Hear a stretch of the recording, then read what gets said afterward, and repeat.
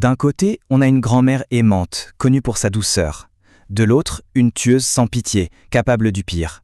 Alors, comment est-ce possible? Comment ces deux visages peuvent-ils appartenir à la même personne? Aujourd'hui, on va se pencher sur l'affaire Louise Rice, une histoire qui démarre dans un coin tranquille de Floride, mais qui va révéler une spirale de mensonges, d'addictions et de meurtres. Alors, on se transporte au 9 avril 2018. On est à Fort Myers, en Floride. Le décor, c'est vraiment la carte postale, le genre d'endroit où le seul souci, c'est de choisir sa chaise longue au bord de la piscine. Sauf que ce jour-là, tout va basculer.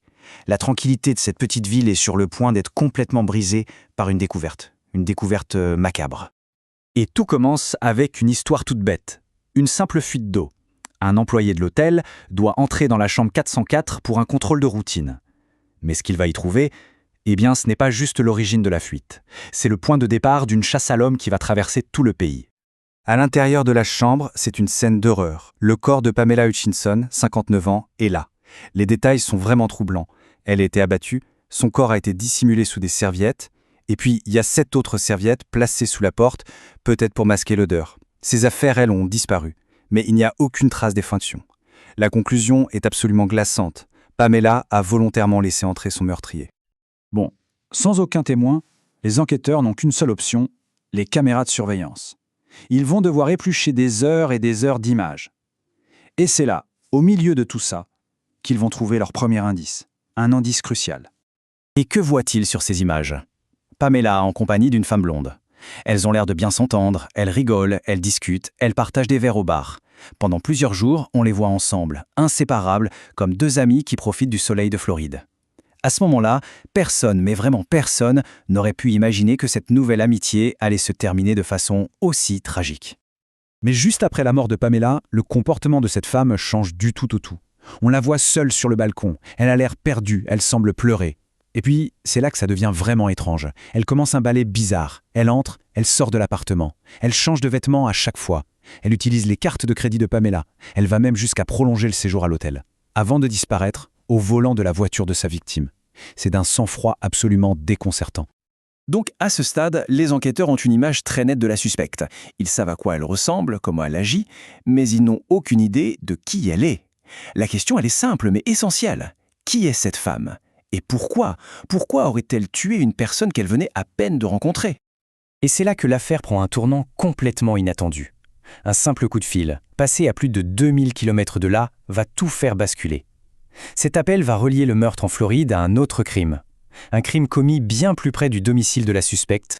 Parce que oui, la femme sur la vidéo, ce n'est pas une inconnue. On met enfin un nom sur son visage. C'est Louise Rice, 56 ans, une mère et grand-mère qui vient de Blooming Prairie, dans le Minnesota. On est loin, très loin, de l'image de la criminelle endurcie. Son entourage la décrit comme quelqu'un de doux, d'attentionné. Elle tenait même une garderie chez elle. Une façade respectable, qui est sur le point de voler en éclats.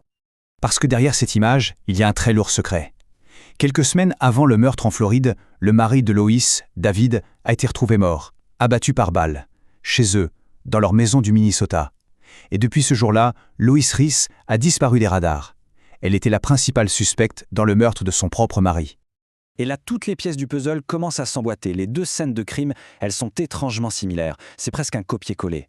La victime est tuée dans la salle de bain, le corps est recouvert, et à chaque fois, cette serviette au bas de la porte. Non, ce n'est plus une coïncidence. C'est une signature, la signature de Louise Rice. Alors la question, c'est comment? Comment une grand-mère qui semble si ordinaire peut-elle devenir une double meurtrière en cavale? Eh bien, la réponse, elle se trouve dans sa vie secrète. Une vie rongée par une addiction complètement destructrice. Louise Rice était accro au jeu. Une addiction très grave. Apparemment, dans les casinos, on l'a surnommée même Losing Lois, Louise la perdante, tellement elle perdait d'argent. Et cette addiction, ça l'a menée tout droit à la ruine financière. Elle en est arrivée à voler sa propre famille, à falsifier des chèques. Tout ça pour jouer. Pour donner une idée de l'ampleur du désastre, elle a flambé un héritage familial de 500 000 $, un demi-million de dollars parti en fumée. À un moment, son mari, David, en a eu marre, il lui a coupé l'accès au compte. Et c'est sans doute ce gouffre financier qui a été le déclencheur. C'est ce qui l'a poussé à tuer. D'abord son mari, pour son argent, et ensuite Pamela, pour voler son identité et ses ressources. Après le meurtre de Pamela, Lois se lance dans une cavale désespérée. Elle traverse le pays en utilisant l'identité, l'argent et la voiture de sa victime pour tenter d'échapper à la police. Sa fuite, c'est un vrai périple à travers le sud des États-Unis. De la Floride, elle passe en Louisiane, puis au Texas. Et partout où elle va, elle continue d'utiliser l'argent de Pamela pour financer sa cavale et son addiction au jeu. Mais, chose incroyable, dans un casino de Louisiane, elle va faire une erreur monumentale. Pour empocher un gain de 1 500 $, elle utilise sa propre carte d'identité.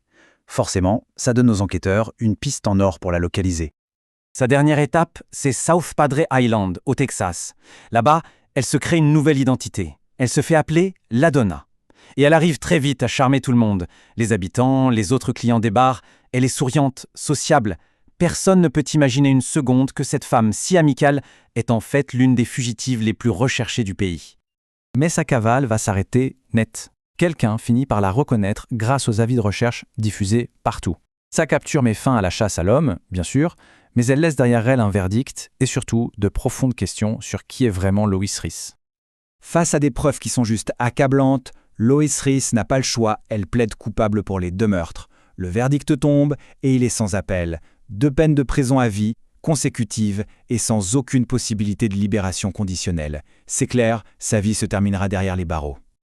Pendant le procès, l'impact de ses crimes sur sa propre famille était évident, c'était palpable. Son fils, Billy, lui a fait face.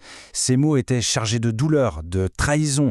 Il a vraiment souligné toute la destruction qu'elle avait laissée derrière elle. Et pourtant, Lois Ries, elle, n'a jamais vraiment exprimé de remords.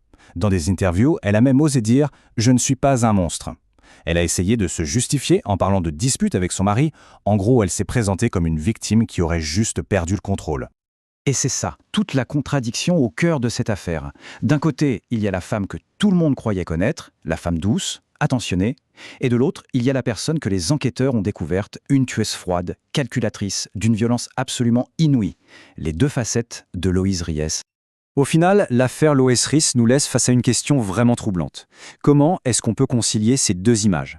Était-elle une grand-mère aimante, poussée à bout par son addiction, par son désespoir ? Ou était-elle, depuis le début, une tueuse manipulatrice au sang-froid qui se cachait derrière un masque de normalité ? C'est une question qui, aujourd'hui encore, continue de hanter tous ceux qui ont été touchés par cette terrible histoire.